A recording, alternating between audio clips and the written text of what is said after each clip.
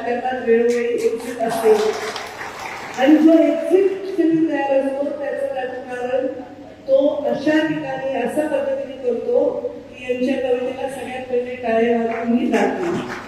कारण आपण त्या देशात राहतो जिथे व्यक्ती स्वातंत्र्य आणि व्यक्त होण्याचं स्वातंत्र्य या दोन्हीलाही तेवढंच महत्व आहे.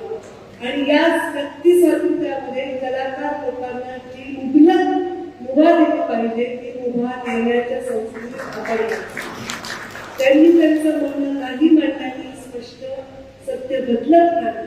आपण कोंबडा झाल्याने स्वतः होण्याची सूर्य होण्याचं थांबत नाही. आणि म्हणून सकारात्मक टीका ही सुद्धा ऐकण्याची आपली ताकद असली पाहिजे आणि त्याच्यातून सुधारण्याची तयारी असली पाहिजे. आणि म्हणून